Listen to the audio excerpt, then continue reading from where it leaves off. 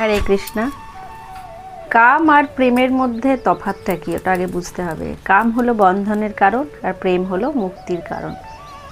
তো প্রেম কিভাবে পাওয়া যায়, সেটা হচ্ছে কৃষ্ণ কথা শ্রবণের মাধ্যমে প্রেম পাওয়া যায়। তো নিত্যসিদ্ধ প্রেম কৃষ্ণ প্রেম সাধ্য কবু নয়, শ্রবণাদি শুদ্ধ চিত্তে করহ উদয়। এই জড় জগৎটা কিন্তু চলছে শুধুমাত্র এই কামের দ্বারাই পরিচালিত হচ্ছে, আর চিন্ময় জগৎ প্রেমের দ্বারাই। তো আমাদের কি দরকার? আমাদের তো চিন্ময় জগতে যাওয়ারই কথা, সেই জন্য আমাদের প্রেমটাই দরকার। তো আমাদেরকে বেশি করে কৃষ্ণ কথা শ্রবণ করতে হবে। তো চৈতন্য চরিতামৃতেতে বলছেন যে আত্মেন্দ্রিয় প্রীতি বাঞ্ছা তারে বলে কাম, কৃষ্ণেন্দ্রিয় প্রীতি ইচ্ছা ধরে প্রেম নাম।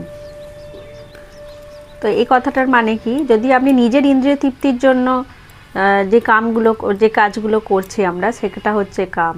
আর কৃষ্ণের ইন্দ্রিয় তৃপ্তির জন্য যদি আমরা কিছু করি, সেটা হচ্ছে প্রেম। সেই প্রেমটাই হচ্ছে আমাদের মুক্তির কারণ। তাই আমাদের মুক্তি পেতে হলে এই প্রেমটাকেই ধরে রাখতে হবে। হরে কৃষ্ণ।